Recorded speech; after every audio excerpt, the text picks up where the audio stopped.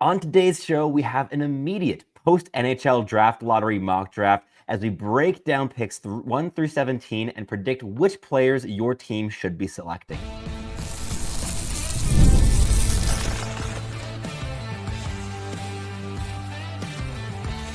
You are Locked On NHL Prospects, part of the Locked On Podcast Network. Your team every day. Hello, and welcome back to Locked On NHL Prospects, part of the Locked On Podcast Network, your team every day.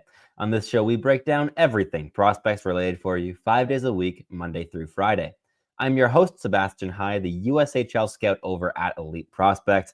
And on today's show, we're going to be breaking down picks 1 through 17 as we now know where each of the lottery teams are picking on draft day. The New York Islanders moved all the way up to number 1. The Utah Hockey Club jumped to 4th overall from the 14th seed. A lot of movement here with the draft lottery, which I broke down in yesterday's episode, or may even upload today as well. The NHL draft lottery review that I posted, and you're welcome to check out that first here as well. But today in this episode, we're going to be looking at an overall mock draft. So a very fun exercise, kind of just spitballing which players fit where, which teams would be eyeing certain kinds of prospects, and also getting a bit of a sense of where these prospects' draft stocks are currently lying, where they may be going here on draft day, who's on the rise, and who is falling. So that's kind of the outlook here for us today. In the first segment, we'll be breaking down picks 1 through 5, including those 2 big lottery winners. Then the second segment, we'll be looking at picks 6 through 11, including the Philadelphia Flyers and Boston Bruins. And finally, we'll be wrapping up the show with picks 12 through 17. And it's a 17-pick mock draft because the Montreal Canadiens are picking back-to-back at 16 and 17. And those 2 picks are obviously going to influence each other. So I just packaged in the extra pick here for today's episode. But before we jump into everything here today, today's episode is brought to you by Game Time. Download the Game Time app, create an account, and use code LOCKEDONNHL for $20 off your first purchase. So let's just get things started here at number 1, the most fun pick here of the draft. The New York Islanders jumped all the way from the 10th seed to the first overall selection. Absolute bedlam there at the NHL draft lottery today. And it's very exciting to kind of see what might change now with the draft order being now set at this with these big risers. And all the previous mock drafts are kind of set into chaos now because, well, the order got shifted hugely with these 2 big risers. But who are the Islanders going to be looking at? And they have so many options. And there's going to be arguments in favor of James Hagens, the local boy from Long Island, who is projected to be the first overall guy coming into this year, broke the all-time record at the U18 World in terms of point scoring with 22 points in 7 games a year ago. But I think that Matthew Schaefer is going to be the guy here at first overall for the New York Islanders. With the potential of losing a player of the caliber of Noah Dobson in the offseason, being able to bring in a player to take on that mantle as a number 1 defenseman. And if they're able to keep Dobson, I think that the idea of being paired with a player of the caliber of Matthew Schaefer will be a pretty big point in their favor to kind of hold on to Noah Dobson's services in the NHL. But Matthew Schaefer, with his elite mobility, fantastic transition impact, both in terms of defending the rush and in the breakout, getting the puck out of the defensive zone with control and with pace and creating things in the offensive zone. Truly elite level skater, and he's become pretty much a consensus number 1 player here in this year's class, despite only playing 17 games this season in the OHL with the Erie Otters. But he did score 7 goals and 22 points in that span, and has to be noted, the first 5 or 6 games of that bunch were not very good. He was still recovering from mononucleosis, and those first games were very evident that he was still struggling with stamina later on in games. So that point tally could very well have been higher if he'd been even just healthy in those games that he did play. And while I know that some people have some concerns in terms of the sample size and the overall injuries here, but I mean, one thing was mono. Another thing was a broken collarbone from just a really big injury there at the World Junior Championships. These aren't things that really have big fears of being reoccurring, right? Like these are just elements that he's had to fight through this season and that impacted his development. But at his September 5th, 07 birthday, he's among the youngest players eligible for this year's class, only 10 days off from being eligible for the 2026 NHL draft. So you get a player with massively long runway who plays this really mature two-way game at his best, and at the World Junior Championships was quite clearly the best player on the ice and the best player on Team Canada before he went down with injury, and he got into like a game and a bit basically before going down, but he was terrific in that stretch. This is also a player with big-time leadership capabilities.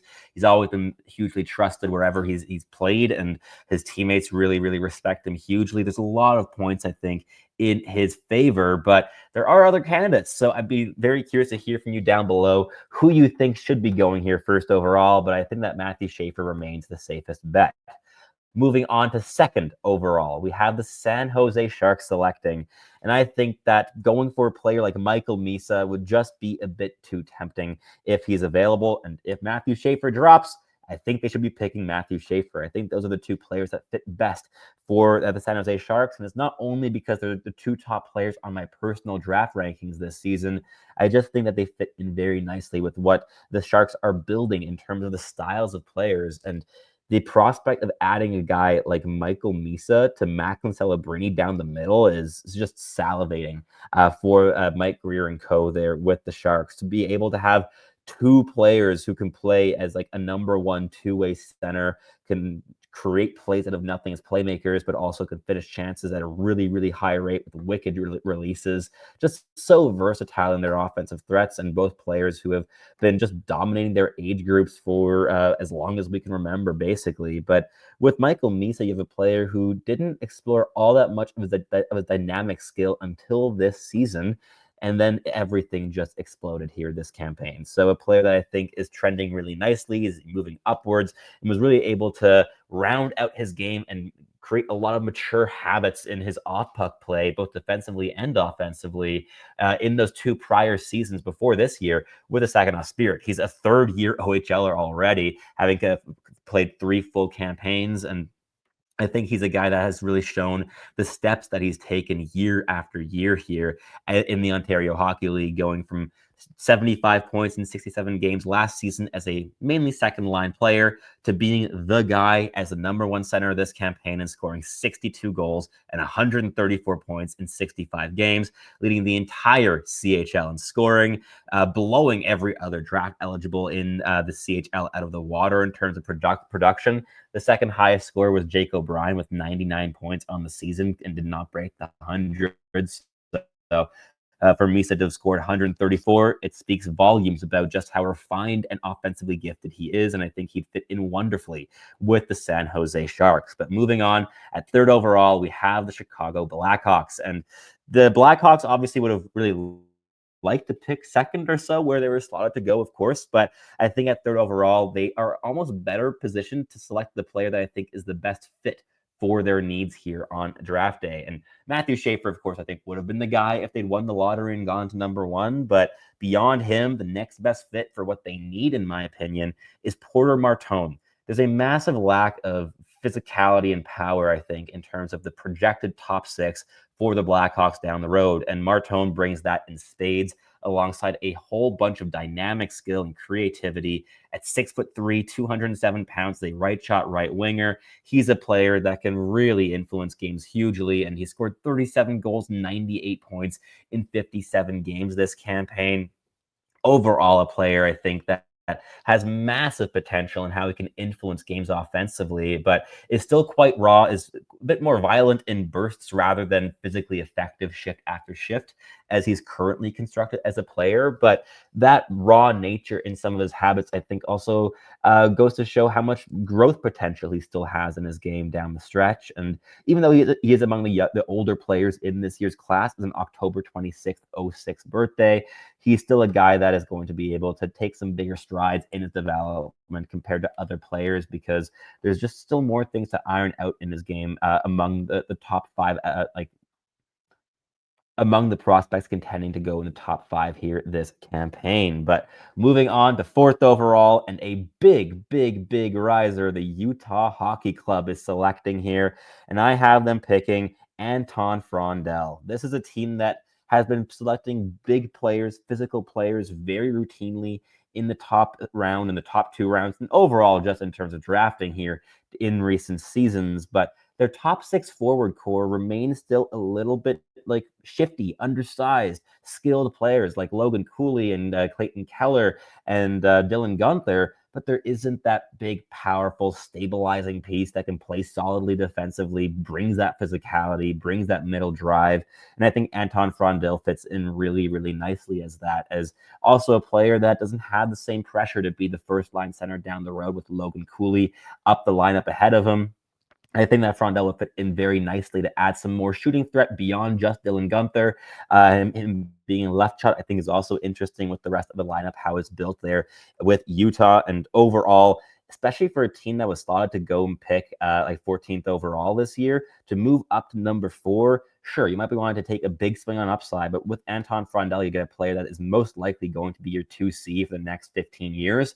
Getting that player when you were expecting to be picking in the middle of the first round and were likely already considering two-way physical forwards that are kind of going in that range, right? Whether it be guys like Brady Martin or Victor Eklund, maybe, who could have fallen, all these kinds of players.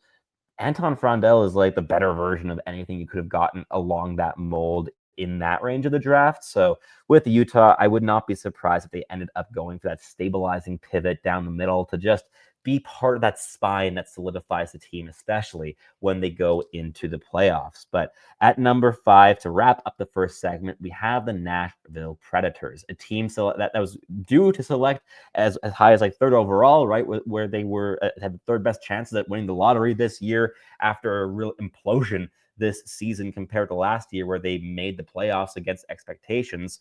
And I think that what they lack the most is just elite game-breaking skill. Their prospect pool is deep. There's a lot of quality and quantity in terms of middle 6, bottom of the lineup, bottom 4 defensemen. These kind of projections they have in spades. There's so many guys there that fill those slots, but what they lack is that high-end play driver, the player that can just really drive the offense and be your impactful, dynamic guy that can break games open when you need someone to do something special. And I think James Hagens is that player. The 5'11", 176-pound left shot center has broken records through the years, was terrific with the NTDP last season, playing up an age group and just being the number 1 guy on that team. To remind you, he scored 18 goals and 47 points in 26 games against only USHL competition last season, and that entirely came with the U18 program, even though he was a U17 player. And then this season, going over to Boston College and playing all year long with Ryan Leonard and Gabe Perreault, who have now made their jumps to the NHL. And he scored at exactly a point-a-game pace there, which was maybe a little bit disappointing compared to the expectations on him. But he also went to the World Junior Championship as a 17, 18-year-old player and scored 5 goals and 9 points in 7 games this season. He's just proven the offensive skill time and time again. He's a terrific skater, great in transition, great playmaker. The shot isn't the strongest, but if you're Nashville, you just need this game-breaking skill, and James Hagens is the guy that has absolutely the most of it when you're picking here at this range of the draft. But that wraps up the first segment for us. And the next one, we'll be breaking down picks 6 through 11, which belong to the Philadelphia Flyers, Boston Bruins, Seattle Kraken, Buffalo Sabres, Anaheim Ducks, and Pittsburgh Penguins. But first, a quick message from our sponsors here at Locked On NHL Prospects. Ever check your bank account and wonder, where did all my money go? Between dining out, online shopping, and entertainment, it's easy to lose track. That's where Monarch Money comes in, your personal CFO giving you full visibility and control over your finances. Monarch Money isn't just a budgeting app. It's a complete financial command center. You can track all your accounts, investments, and spending in one place, so you stop just managing your money and start building wealth. When I started using Monarch, I realized just how much I was spending on food delivery. Now I budget smarter and save more. Managing your money with your partner is smoother than ever as well. You can track shared and personal accounts, set goals, and stay on the same page without any stress. Take control of your finances with Monarch Money. Use code LOCKEDONNHL at monarchmoney.com for 50% off your first year. That's monarchmoney.com, code LOCKEDONNHL for half off your first year. The Stanley Cup playoffs are here, and if you've never been to a live NHL playoff game, it's unlike anything else. The intensity, the speed, the energy in the building, it's all next level. And thanks to Game Time, getting in the door is easier and more affordable than ever before. Game Time is the fastest way to grab playoff tickets, even for those must-see matchups. Prices actually drop as you get closer to puck drop, and with last-minute deals, you can save up to 60%. Game Time's all-in pricing shows you the total cost up front, so there's never any surprise fees at checkout, and the app even shows you panoramic seat view so you know exactly what you're getting before you buy. Take the guesswork out of buying tickets with Game Time. Download the Game Time app, create an account, and use code LOCKEDONNHL at checkout for $20 off your first purchase. Terms apply. Again, that's code LOCKEDONNHL for $20 off. Download Game Time today. Last minute tickets, lowest price guaranteed. All right, let's keep the episode rolling here in the second segment. Kicking it off at number 6 overall with the Philadelphia Flyers, who dropped 2 slots from number 4, but still might get their player that they are vying in that range, because I think that this is a team that may have fallen in love with Caleb Desnoyers from the Moncton Wildcats in the QMJHL, a very physical, two-way, hard-working player who absolutely popped off here in the playoffs for the Moncton Wildcats, playing some just fantastic hockey down the stretch when they were just sweeping series in the playoffs. They swept the Toronto Huskies, and overall were just playing terrific hockey here down the stretch. And Desnoyers has been a massive part of that. After scoring 35 goals and 84 points in 56 regular season games, he's really one-upped himself here in the postseason with 9 goals and 24 points in 13 games so far. He's physical, he's defensively responsible, has a really good playmaking upside, and overall, I think that he's exactly what the Philadelphia Flyers are looking for in terms of a future top 6 center that can really complement a player like Radim Mrtka in terms of creating chances for him, insulating him defensively a little bit, and overall just driving the play in terms of bringing that energy and connective passing to make a line really cohesive. And I think he'd be a great fit for that organization at 6th overall. And moving on at number 7, we have the Boston Bruins, and here's potentially a little bit of a surprise because I have them going with Brady Martin of the Sioux Greyhounds, and anybody who watched him here this season in the OHL or at the U18 World Championships can see why I'm making this argument and why the Boston Bruins would be a great fit for this player. He's incredibly physical. He's one of the best hitters that I've seen as a draft eligible ever in terms of not just like finishing his checks, but doing so mechanically incredibly well. There's one quote that was gathered by Cam Robinson, my colleague at Elite Prospects, from a front of house staff of an NHL organization, who called Brady Martin not just one of the best hitters in this year's class, but a player who'd be one of the best hitters in the NHL if he played there already. That is very high praise. I don't know if I agree to it to that full extent, but just to show you the picture of how physically inclined he is and how physically effective of a player Brady Martin is. But he's far more than just that. There's a tremendous amount of skill as well. The dangling, the hands, the creativity, the desire to try things and push the boundaries of his skill set. These have all been massively strong parts of his game this season. And with the Sioux Greyhounds this year, he was given a long leash to really try all these things, and it created just some wonderful sequences offensively. He's a guy I think would fit in wonderfully with what the Bruins value, the physicality, the intensity, but also the skill level that they need now as they're entering a potential rebuild. But at number 8, we have the Seattle Kraken, and I have them actually breaking a trend that they have set going back to their conception as a team, and that is only picking forwards in the first round. I think that they might go defenseman this season, especially if the draft falls the way I have it falling here, and that would mean Radim Mrtka as the second defenseman selected and the first right shot defenseman selected on draft day, still being available at 8th overall, which is far from a guarantee, but with the teams ahead of them, I think is certainly a possibility. And if he's on the board, I could not think of a better fit for the Seattle Kraken, a team that has yet to select a defenseman high up in the draft. There's a lot of decent quality among their glue line in terms of players that they have drafted as well, and some interesting swings on upside, but nobody that brings a combination of reliability, physicality, and size like Radim Mrtka does down the right side. And in terms of guys that you want to kind of take over the mantle as number one right shot defenseman long term over a guy like Brandon Montour, I think Mrtka is a very interesting one. He could learn a lot in terms of the offensive activation game from a player like Montour while bringing about like 8 more inches of height to the equation and a lot of physicality and defensive intelligence. If he's available at 8th overall, I think he would go a long way to improving the outlook for the Seattle Kraken long term. At number 9, we have the Buffalo Sabres, and I'm really hoping they're not going to go select another middle six forward like they have for much of the past couple seasons in terms of their draft targets. Zach Benson, of course, being an exception there, a player I loved as well in his draft year. But I think they may also be going on defense, and this time not a left shot because they have a lot of left shot defensemen in Buffalo, but they may take a little teeny reach on a player called Logan Hensler from the University of Wisconsin. He's a player I have liked more and more and more here as the season has gone on.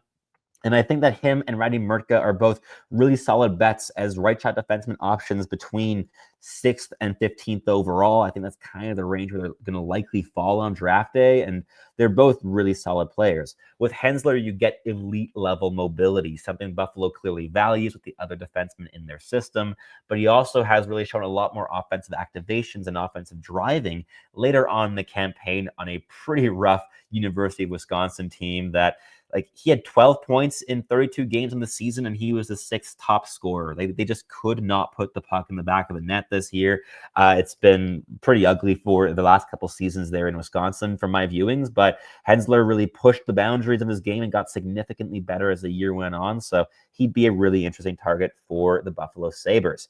At number 10, we have the Anaheim Ducks selecting, and I think that Victor Eklund would be a fantastic fit for what they value, and also a little bit of a fun storyline that you have both Eklund brothers playing there in California, split between San Jose and Anaheim. Victor Eklund brings intensity constantly. He's so middle driven. He's a very skilled puck handler and playmaker. Getting pucks from the boards to the middle of the ice is a specialty, and he has just been incessantly effective at the pro level, both as a D-1 and a draft eligible player in Hockey Allsvenskan, and played a very big role in getting his team, Jurgen and IF, promoted to the SHL for next season, where he's still likely going to be playing alongside of Anton Frondell as they make the jump to the top division of Swedish hockey. So Victor Eklund, with his intensity, with his intelligence, with the two-way impact, he embodies the philosophy, I think, that Anaheim has been building their team with in the Pat Verbeek era. So he'd be a very, very interesting fit. Moving on to 11th overall, and the final one here for the second segment, we have the Pittsburgh Penguins. And the big thing with the Penguins is that they just need to add skill. They're entering a rebuild. They just need skill in any position. And I think that they should just go for the biggest bet on skill that they can in terms of players who fall a couple slots here on draft day. And a player who's expected to go a little bit higher than where I have him here is Jake O'Brien. But that's also slightly because he doesn't bring all that much size or physicality as he's currently constructed. But he is 6'2" and 170 pounds. So when he fills out that frame a bit, you're likely going to get a little bit more solidity, but he's never going to be a power forward stylistically. What he does bring is really, really high-end playmaking skill and intelligence. He can pick his passes. He can hit passes through multiple sticks. He's so precise. He's so creative. He can really control the pace of play in the OHL with the Brantford Bulldogs, and was a great compliment on the power play for Nick Lardis, who was just breaking goal-scoring records here this season. I think he'd be a fantastic fit for Pittsburgh, as they just need a high-end playmaker or a high-end skill guy, and Jake O'Brien may just be the most skilled player left available on the board when they pick. So he's the guy I have them going for here at number 11. But that wraps things up here for the second segment. In the final one, we'll be talking about picks 12 through 17, which are the New York Rangers, the Detroit Red Wings, Columbus Blue Jackets, Vancouver Canucks, and the Montreal Canadiens going back-to-back. But first, a quick message from our sponsors here at Locked On NHL Prospects.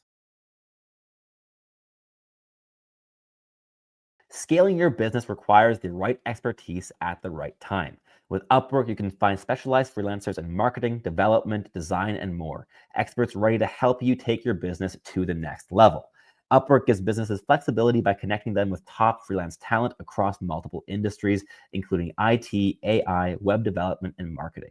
Whether you need extra hands for a project or a long-term partner, Upwork makes hiring simple and affordable. If you need help with a marketing campaign, Upwork can connect you with a freelance expert who delivers incredible results. Instead of hiring a full-time employee, Upwork helps find affordable, top-tier freelancers to scale your businesses efficiently. Visit Upwork.com right now and post your job for free. That's Upwork.com to connect with top talent and grow your business today.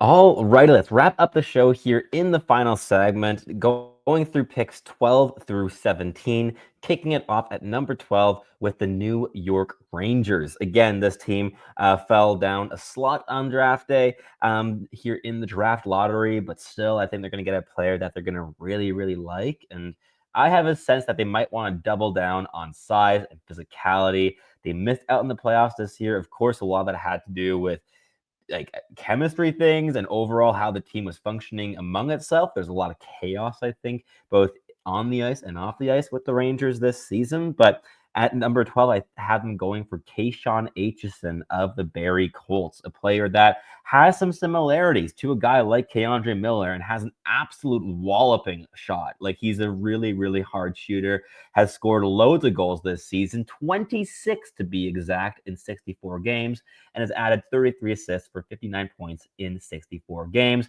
and 88 penalty minutes. Last season, as a D-1, he scored 39 points in 64 games and 126 penalty minutes. He's very physical. He's a violent, big guy. Even though he's just 6'1", 198 pounds, he plays like he's 6'4" and 220. He's quite old for the draft class, as a September 21st, 06 birthday. So just under a week off from being eligible for last year's draft. But still, I think that he's going to be a really intriguing piece here for the Rangers, who have already struck gold with a similar profile of player with K'Andre Miller in recent years. And I think that adding a guy like Aitcheson, who brings really good skating, solid transition defending, high-end physicality, and a just massive shot, is going to be a really intriguing option here to solidify things on the blue line. But they have so many options. They could go for a forward as well, but after the JT Miller trade, I would not be surprised to see them going for a defenseman instead, because they already brought in a big-time forward here very recently. Moving on to 13th overall, we have the Detroit Red Wings, and I have them breaking their trend of going for middle six projected forwards in recent years with their first-round selections, and Jackson Smith, if he's available here, I think would be a fantastic fit. You already have your top two right shot defensemen long-term pretty much set in Detroit, with Moritz Seider, of course, and Axel Sandin-Pellikka on the way. And Simon Edvinsson has played excellent hockey this year alongside of Seider and is going to be a top four left shot defenseman long-term for the team. But who is going to occupy that final defensive slot? There's quite a few players in the system that could fill that role down the road, but Jackson Smith would be a guy that brings you elite level tools in terms of the skating, the physicality, the rush defending. These are all things he's extremely good at, and he also discovered a real offensive touch late on in the campaign and showed his offensive abilities as well at the U18 World Championships for Team Canada, where he scored quite a couple points there with 4 goals and 5 points in 7 games. 4 goals, I mean, he was really riding a goal-scoring stretch here late in the campaign. He went from scoring 0 goals in his first, 60-something games in the season to scoring 9 in his final 11 appearances. So a player who's trending upwards in terms of the offensive implication, but brings just so much value in terms of the mobility and the physicality, but has to fine-tune a bit on the mental side of the game. So might take a couple years to refine into the player that he can become. But at number 14, we have the Columbus Blue Jackets picking, and I think they're likely going for a right shot defenseman. I mean, they lost David Jiricek, of course, in that trade with the Minnesota Wild earlier on in the season. And there's basically one player I could envision going in this range as a right shot defenseman once guys like Hensler and Radim Mrtka are off the board, and that is Blake Fiddler of the Edmonton Oil Kings, who has a couple big things going his way, I think, in terms of the projection at the end of the day. He has the hockey bloodlines. He's the son of Vernon Fiddler. And beyond that, he's a July 9th, 07 birthday, so very young for the class. He's 6'4", 209 pounds, a great skater, defends the rush brilliantly. There's quite a few fantastic elements in his game, and the offensive activations are a little bit limited, but have some room to grow with that elite mobility. And he's fantastic in the breakout and getting pucks out of the zone with control. He's among the better defensemen in this year's class at doing just that. But the decision-making is quite inconsistent. It's more so than with Jackson Smith. But overall, I think that the pros outweigh the cons with this player. And the Columbus Blue Jackets could really use some reinforcements down the right side. So I think Blake Fiddler would be a really nice fit, but there's quite a few options. And overall, when you're picking in this range of the draft, you have a tier of like 20 guys or 15 players that are neck and neck and neck. So it's difficult to predict. I think that the mock draft here is vying a little bit more to be accurate at the top end of the draft, the top 5 players here, rather than these like team picks, because so much is dependent on who's still available and which interviews go well in terms of the combine. Like, a lot of these things have yet to be determined. But moving on, we have at 15th overall, the Vancouver Canucks. And I think that Sascha Boumedienne would be an interesting target for this team to reinforce that left side of defense a little bit. I know they went out and acquired Marcus Pettersson, but with questions around whether or not Quinn Hughes is staying, I think adding a left shot defenseman makes some sense for where the organization stands right now, but they don't have to go lefty by any stretch of the imagination. But Boumedienne is a player who has grown massively in his mobility this season.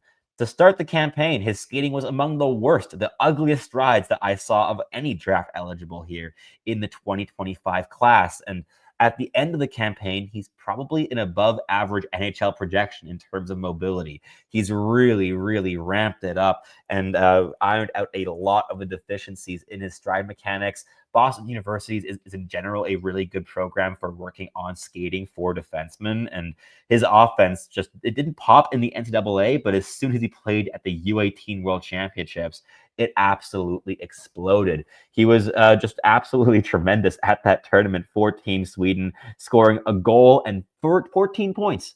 There's 13 assists in there in 7 games. He was logging huge minutes, playing big-time games, but he did not log a single point in the final 2 games against Canada or the USA. So his scoring came entirely against like weaker competition. 6 points against Switzerland, 4 points against Czechia, which less weak competition. That's still a pretty good team. And Finland against 2 assists there as well, which was not the strongest season here this year for Team Finland.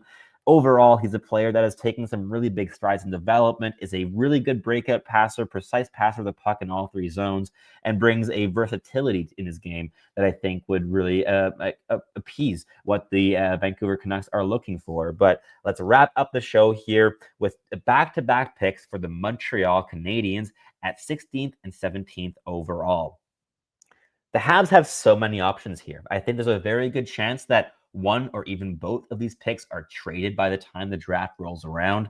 The Canadiens are going to look to add in some more talent, either at 2C or on the right side of defense, the top 4 piece there. And these first-round selections are pretty valuable draft capital to acquire that kind of piece. But if they do hang on to these guys, I think that there's a lot of options. And the 2 forwards I end up settling on are both mainly winger projections, which might raise a couple question marks from our listeners here, because the Habs really do want to add some more talent down the middle. But I know they have some hope for Ivan Demidov playing at center at some point in his career, and Michael Hage is also developing very nicely with the University of Michigan. And I don't think that if they keep these selections, that's mutually exclusive of them going out and acquiring either through free agency or via trade a number 2 centerman. So I have them going with a pair of wingers here in Justin Carbonneau at 16th overall, local boy, pretty big player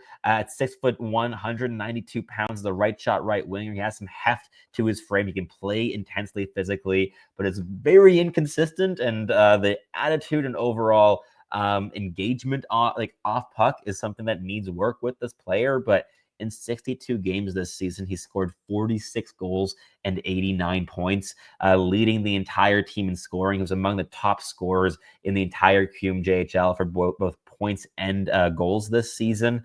And overall, he brings a level of top six dynamic skill and upside that the Habs are really, really looking to adding. And last but not least, at 17th overall, I have the Canadiens going for the heir apparent for Brendan Gallagher's role, and that is Carter Bear of the Everett Silvertips, a player who outworks everyone on the ice every single game, is a really just vicious, violent player who's excellent in board battles. He wins his battles as a whole and is a tremendous playmaker as well, but is likely going to fall here on draft day, where rather than going around the, 10th to 15th overall, where he was projected to going, he might go closer to 20th or even 25th overall.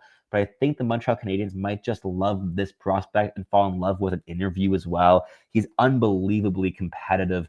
And overall, I think he brings an aspect that the Habs want in terms of that profile in their long-term lineup, adding that into their prospect pool, which they don't have at this caliber in their pool. And overall, he fits in the identity of the team. The character, I think, is also just a slam dunk here for this player. And with him and Carbonneau, you get a bit of a balance where both guys have top six potential, have real standout skill, but have very different engagements and approaches to the game. And you're kind of taking two different swings here in the middle of the first round. But that wraps things up here for us today. I'd love to hear from you down below in the comments on YouTube, what you thought about this mock draft, which players you think I got right, who did I get wrong, who will your favorite team be selecting? I'd love to hear from your opinions down below.